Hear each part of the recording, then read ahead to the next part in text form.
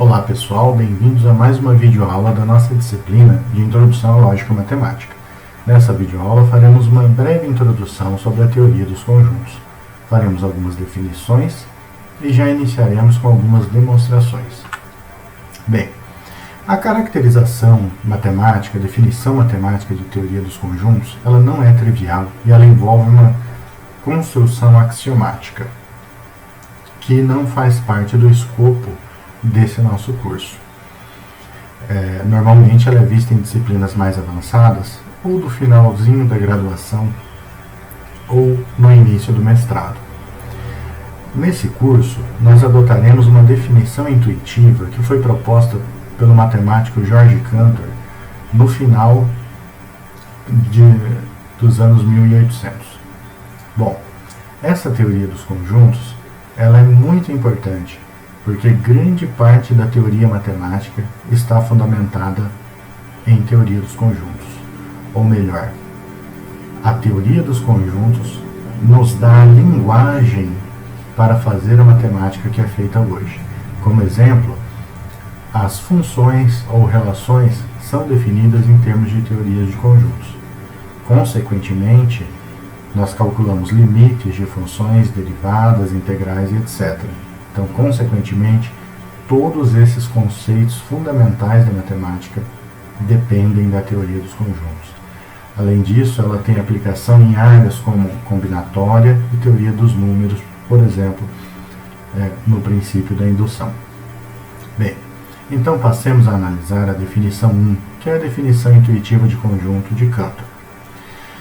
Um conjunto é qualquer coleção de objetos, onde esses objetos são escolhidos dentro de um todo, que a gente costuma chamar de universo, de objetos definidos e distinguíveis, que comumente são chamados de elementos, da nossa intuição ou do nosso pensamento.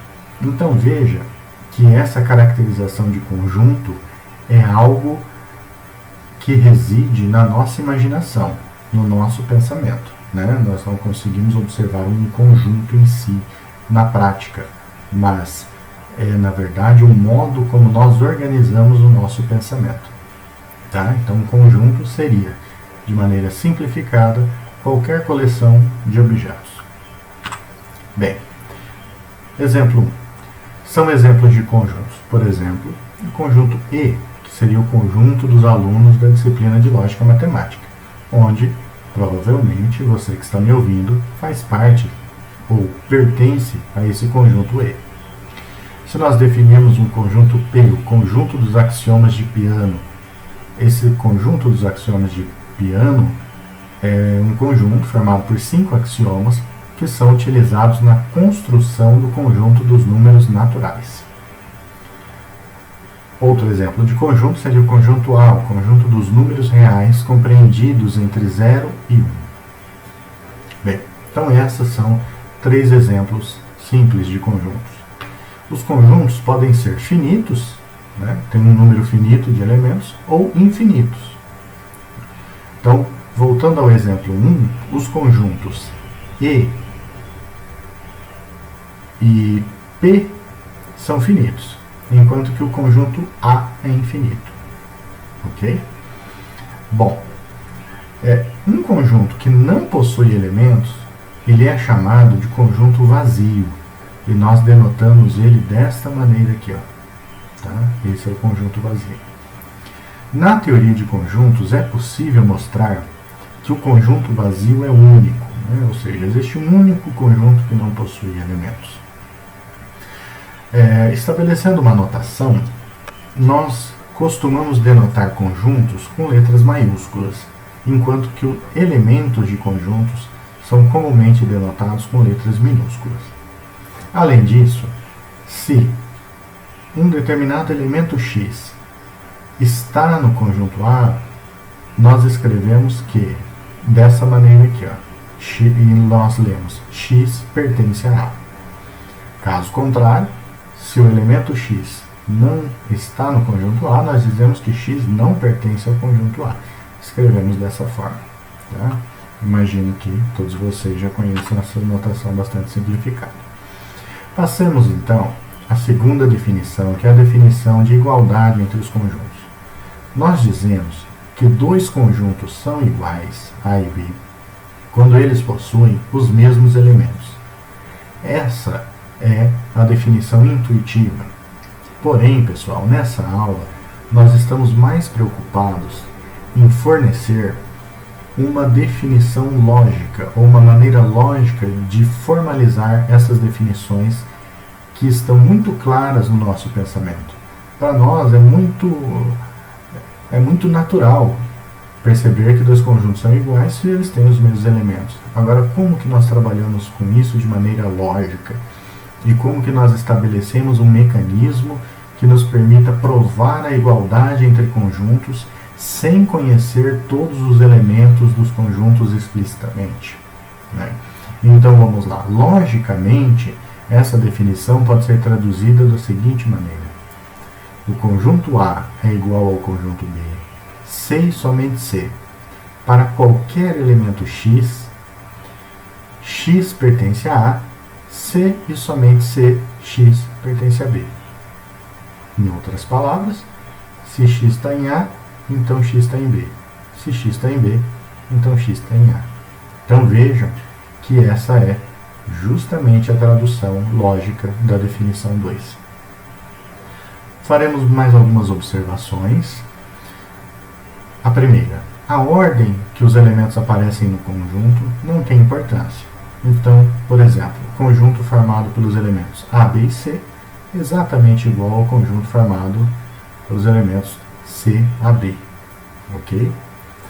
Outra observação é que, dado um elemento A qualquer, esse elemento é diferente do conjunto unitário que o contém.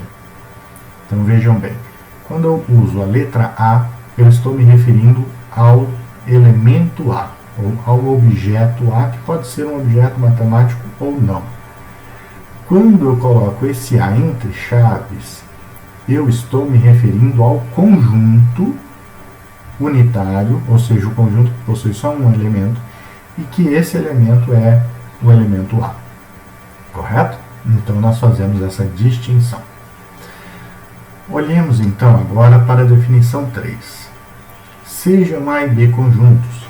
Nós dizemos que A está contido em B e denotamos desta forma aqui quando todo elemento de A também estiver em B, ou seja, quando todo elemento de A é também um elemento de B. Além de dizer que A está contido em B, nós podemos dizer que A é subconjunto de B, ou que B contém o conjunto A. Bom, como seria a definição lógica, né, dessa relação entre conjuntos? Então, ó, logicamente, nós dizemos que A está contido em B, C e somente C, para qualquer X. Se X pertence a A, então X tem que pertencer a B. Correto? Então, verifique aqui a ideia de implicação, né? A ideia de consequência. Então, se o A está contido em B, e eu peguei um elemento qualquer dentro do conjunto A, então, obviamente, ele tem que estar dentro do conjunto B. Correto? É fácil ver, inclusive de demonstrar, que todo conjunto é subconjunto de si próprio, ou seja, o conjunto A está contido nele mesmo para todo A. Basta ver que essa definição lógica aqui é satisfeita. Quando nós vamos provar alguma coisa, nós utilizamos a definição lógica daquele fato que nós estamos querendo demonstrar. Agora, faremos um exercício que é, na verdade, o Teorema 1, que ele nos diz o seguinte: o conjunto vazio é subconjunto de qualquer conjunto. Então vejam, esta é uma afirmação e eu quero provar que ela é válida. A primeira coisa que eu preciso fazer para construir uma demonstração é interpretar o meu teorema, a minha proposição, de uma maneira lógica. Então, quando eu digo o conjunto vazio é subconjunto de qualquer conjunto, é a mesma coisa que eu dizer que eu que nós dizemos o seguinte: olha, para qualquer conjunto A, né, então ó, veja aqui, ó, qualquer conjunto, então ó, para todo conjunto A, o vazio está contido em A. Tá? Essa é a definição lógica. Então, é a partir desta construção lógica que nós vamos elaborar uma demonstração. Nós vamos demonstrar esse teorema de duas formas. A primeira forma é utilizando uma técnica de demonstração direta. Posteriormente, faremos uma demonstração por absurdo. Então, vejam bem. Eu coloquei aqui em cima, como uma colinha para a gente, a definição lógica de quando um conjunto está contido em outro. Então, ó, conjunto A está contido em B, C, e somente C. Para qualquer x, se x pertence a A, então x pertence a B. Repare que o que nós queremos provar agora é que vazio está contido em A. Então, nós temos que provar, ó, substituir aqui esse A pelo vazio e esse B pelo A.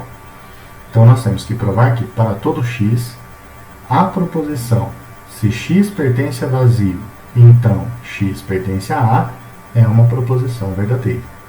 Então, faremos isso. Agora, aqui, nesse parágrafo aqui, está a escrita formal da nossa demonstração, que é como um matemático escreve. Correto? Eu vou pedir para vocês bastante atenção para que nós possamos capturar os detalhes dessa escrita matemática, que é uma escrita bastante técnica e que nós precisamos de conhecimentos de lógica, tanto para produzir uma demonstração dessa, como também para entender. Isso é de fundamental importância para um matemático, é de fundamental importância para um professor de matemática, porque no curso nós faremos muitas demonstrações, tá? E o trabalho do matemático é esse, é provar fatos. Então vamos lá. E a linguagem que nós utilizamos não é uma linguagem, digamos que coloquial, é uma linguagem matemática fortemente embasada na lógica matemática, tá? Então eu diria que para entender qualquer demonstração é preciso ter um bom conhecimento de lógica. Então vamos lá. Eu quero demonstrar essa proposição. Mais uma vez, nós sempre olhamos para a forma lógica dela. Ah, professor, mas a forma lógica dificilmente é dada num teorema. Se nós pegarmos num livro, o livro vai escrever justamente assim, ó, o conjunto vazio é um subconjunto de qualquer conjunto. Tá. Então, na nossa mente, ao entender a demonstração, ao produzir uma demonstração, nós temos que, ou na mente, ou no rascunho, nós temos que imaginar a forma lógica dessa proposição. Então, vamos lá.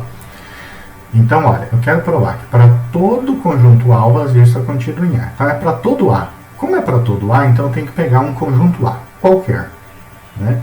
Se eu pego um conjunto A qualquer, então eu posso variar ele que vai continuar valendo a mesma coisa. Eu não fiz nenhuma suposição adicional nele.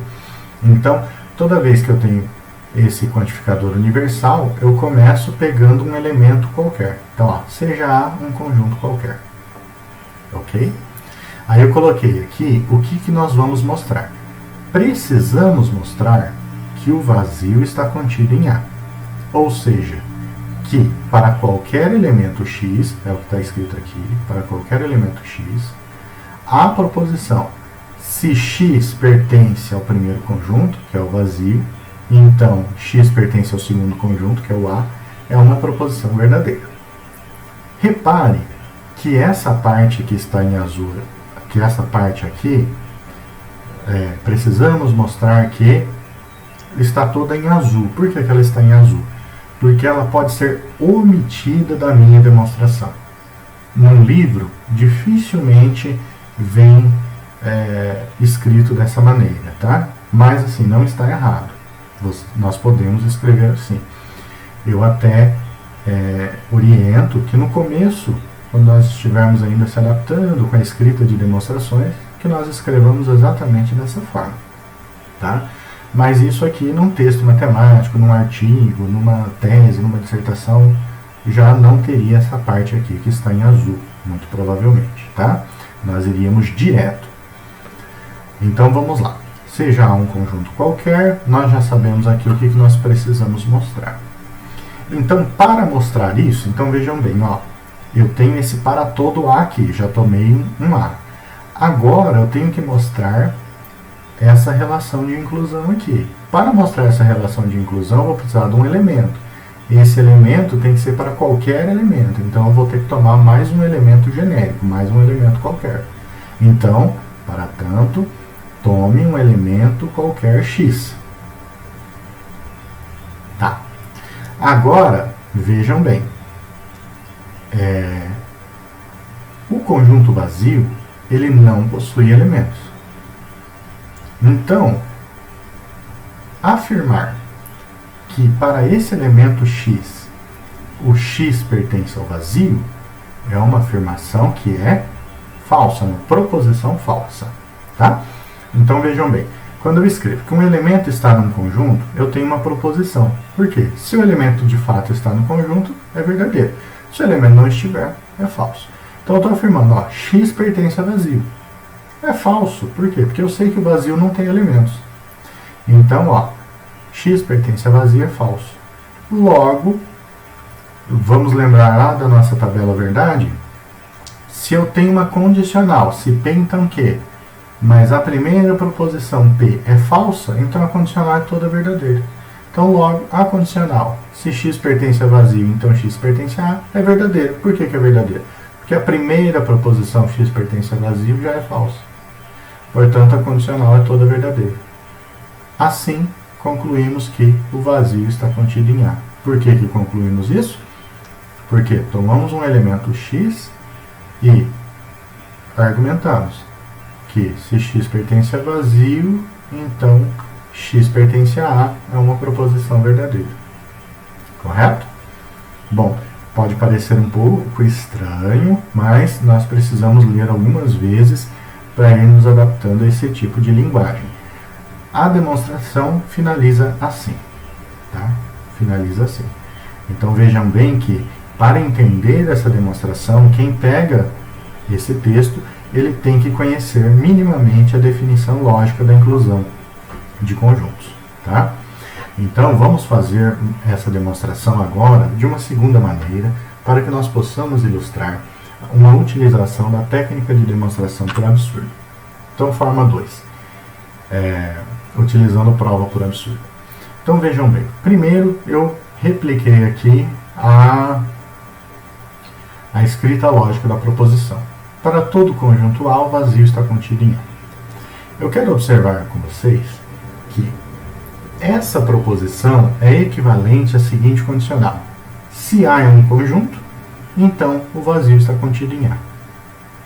Tá? Isso sempre pode ser feito quando nós tivermos o quantificador universal.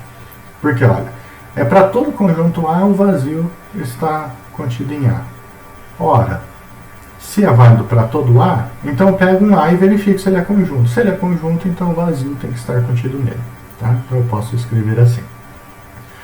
Agora, o que nos diz a técnica do absurdo?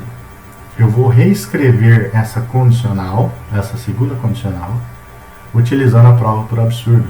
Como que era a prova por absurdo? Nós mantemos a nossa hipótese e negamos a tese e chegamos a uma contradição. Então, a técnica do absurdo nos afirma que provar esta proposição aqui, original, é o mesmo que provar a seguinte proposição. Se A é um conjunto e o vazio não está contido em A, então eu tenho uma contradição. Bom, estamos quase no ponto de poder escrever essa demonstração. Antes disso, eu preciso saber o que significa afirmar que o vazio não está contido em A. Então, vazio não está contido em A é equivalente a quê? Aqui está novamente a colinha da definição de quando um conjunto está contido em outro. Repare que agora eu preciso negar essa proposição. Então agora eu quero A não contido em B. Quando que A não está contido em B? Vamos negar. Para negar, precisamos aplicar aqui regras de De Morgan. A negação do para todo é existe. Então, ó, existe x, tal que a negação da condicional seria que x pertence a A e x não pertence a B. traduzindo para os nossos conjuntos vazio e A, seria x pertence a vazio e x não pertence a A. Essa seria, então, a definição de quando um conjunto não está contido em outro. Então, agora, escrevamos a demonstração. Nós vamos provar essa proposição que está aqui, nessa linha onde está escrito prova por absurdo. Se A é um conjunto e o vazio não está em A, então não tem uma contradição. De fato, seja A um conjunto, é a nossa primeira hipótese. Suponha a segunda hipótese, que o vazio não está contido em A. Mas por que eu supus isso? Eu supus isso por absurdo, pela técnica de demonstração por absurdo. Tá? Isso precisa ser dito numa demonstração, porque para que a pessoa entenda a técnica de demonstração que nós estamos utilizando. Então, suponha por absurdo, então aqui eu já entreguei a técnica que eu estou usando, é uma prova por absurdo, que o vazio não está contido em A.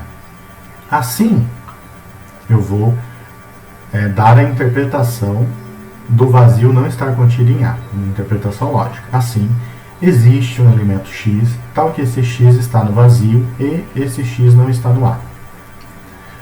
Agora, já obtive a contradição. Porém, isso é uma contradição. Por quê? A contradição está aqui escrita em roxo. Existe um elemento x, tal que x pertence ao vazio. Ora, o vazio não tem elemento. Lembra? Definição de conjunto vazio. Existe um conjunto, ele é único, que é o conjunto que não possui elementos, que é chamado conjunto vazio. Então, quando eu digo que x pertence a A, contradição. Porém, isso é uma contradição, pois o conjunto vazio não possui elementos. Ou eu ainda poderia escrever aqui, ó. Porém, isso é uma contradição com o fato do conjunto vazio não possuir elementos.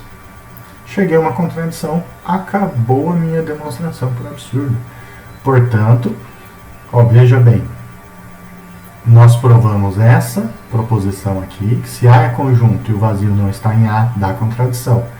E isso é equivalente a provar a proposição de cima. Se A é conjunto, então o vazio está contido em A. Portanto, concluímos que o vazio está contido em A. Acabou aí a nossa demonstração. Ok? Bom, então vamos adiante, fazer agora a demonstração do nosso segundo teorema, que é um teorema que nos dá a propriedade de transitividade da relação de inclusão entre conjuntos. Então vamos lá, sejam A, B e C conjuntos. Se A está contido em B e se B está contido em C, então automaticamente A está contido em C. Tá.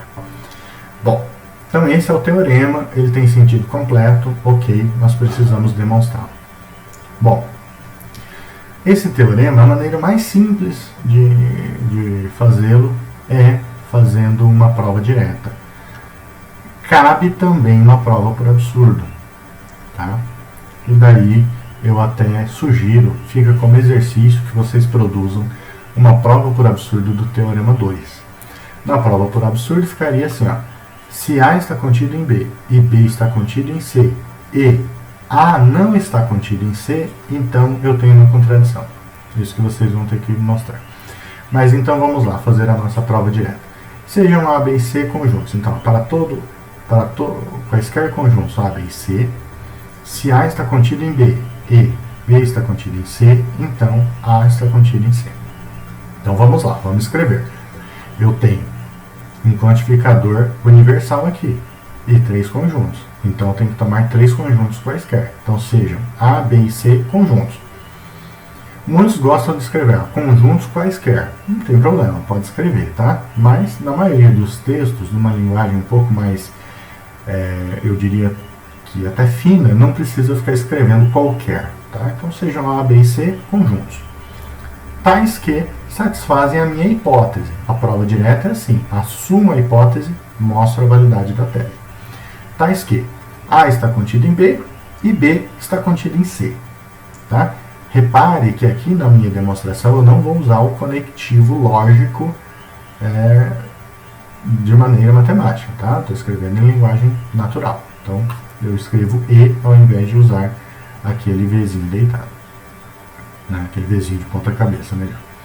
Então, ó, vamos mostrar que A está contido em C. Tá? Então, ó, essa parte, vamos mostrar que A está contida em C, é o que eu quero fazer. Ela normalmente é omitida da demonstração. Normalmente as pessoas não escrevem isso. Então, ó, mas vamos lá. Eu escrevi para ficar mais fácil. Então, para tanto, o que eu tenho que mostrar? Que o A está contido em C.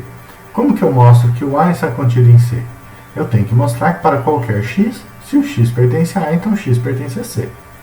Então, ó, como é que para qualquer x, então eu tenho que pegar um x genérico que a gente fala.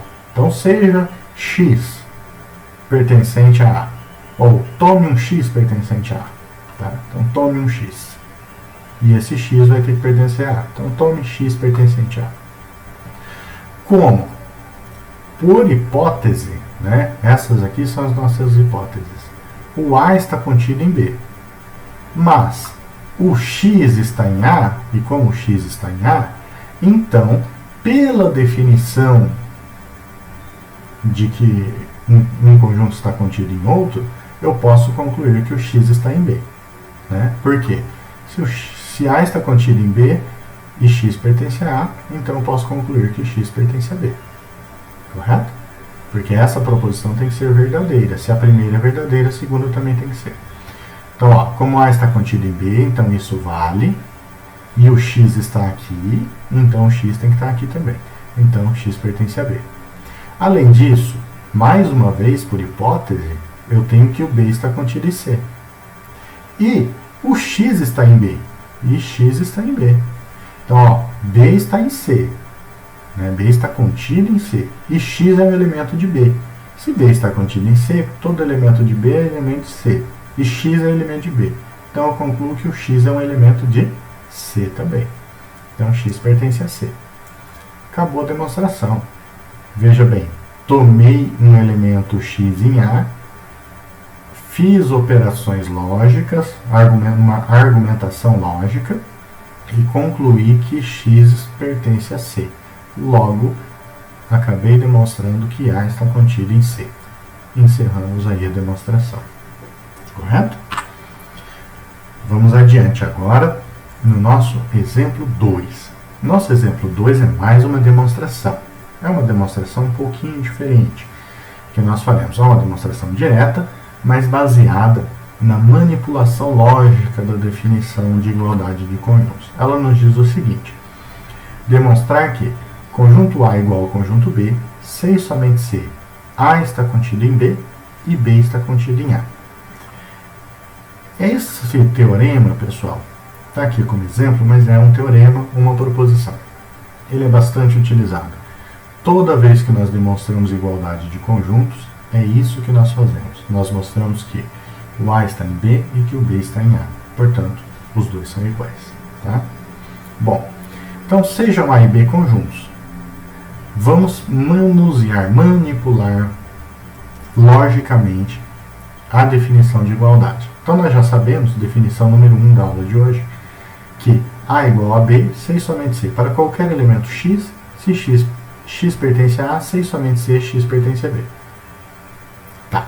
Só que nós vimos lá, lembra quando nós introduzimos o bicondicional?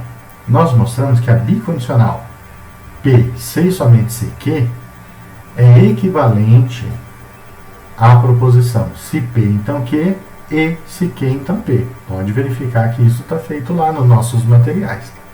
Então, isso é a mesma coisa que o conjunto A igual ao conjunto B, equivalente a dizer que para qualquer x, se x pertence a A, então x pertence a B. E se x pertence a B, então x pertence a A. Como isso é válido para todo x, eu fiz aqui uma espécie de distributiva desse conectivo aqui. Então eu posso dizer que para todo x vale isso e para todo x vale isso. Tá? Porém, cada afirmação dessa aqui na penúltima linha, entre parênteses, cumpre exatamente a definição de inclusão de conjuntos. Essa primeira diz que se x pertence a A, então x pertence a B, que é a mesma coisa que afirmar que A está contido em B, é exatamente o que está escrito aqui. Porém, dizer que para qualquer x, se x pertence a B, então x pertence a A, é a mesma coisa que dizer que B está contido em A, fazendo as adaptações necessárias na definição lá em cima, trocando A por B. Correto? Então, provamos assim a nossa afirmação, provamos o nosso teorema. Ok? Bom, é um teorema com uma demonstração um pouco, eu diria que até estranha, mas assim, é baseado na manipulação lógica. Então vejam que todos aqueles conhecimentos de lógica que nós desenvolvemos até aqui serão extremamente importantes daqui para frente. Bom, faremos agora um último exemplo, que é o exemplo 3. Demonstrar que se o conjunto A está contido no vazio, então esse conjunto só pode ser vazio. Ok? Então vamos lá. Novamente faremos uma prova direta. Também, esse exemplo 3 também admite a prova por absurdo. Encorajo vocês a tentarem. Então, ó, faremos uma prova direta baseada no exemplo anterior. Ora, o que nós queremos demonstrar? Qual que é a nossa tese? Que A é igual a vazio. Queremos demonstrar a igualdade de conjuntos. Como que nós demonstramos? O exemplo 2 nos diz que nós demonstramos que um conjunto é igual ao outro, mostrando que o primeiro está contido no segundo e que o segundo está contido no primeiro. Então, é isso que eu tenho que mostrar. Eu tenho que mostrar que A está contido no vazio e o vazio está contido no A. Mas A está contido no vazio é justamente a minha hipótese, então eu posso assumir isso por hipótese. E o vazio está contido no A é justamente o teorema 1 da aula de hoje. Então a demonstração está pronta. Tá? Então vamos lá, vamos só escrever. Seja A um conjunto, assim o vazio está contido em A. Eu coloquei aqui teorema 1. É claro que numa demonstração você não vai escrever isso, teorema 1, porque esse teorema 1 pode não estar no contexto lá de onde você está escrevendo, tá? Mas eu coloquei aqui de uma maneira, digamos, didática, ok? Então, outra maneira de escrever isso seria assim, ó, seja A um conjunto. Assim, vazio está contido em A, ponto. Isso já tem sentido completo. Se você quiser argumentar um pouco mais, você pode escrever, ó, assim como o conjunto vazio é subconjunto de qualquer conjunto, então vazio contido em A. Ok? Bom, mas isso são só detalhes de escrita. Quando nós escrevemos uma demonstração, nós pressupomos o conhecimento prévio das definições que estão sendo ali utilizadas, tá? Não precisa ficar refazendo, ou trazendo, ou copiando a definição aqui, tá?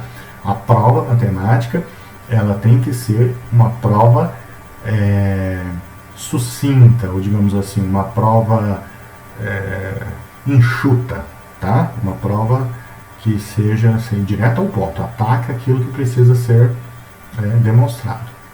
Então vamos lá. Então assim o vazio está contido em A, ponto. Tá?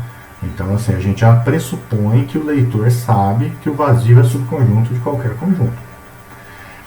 Além disso, por hipótese, o A está contido no vazio.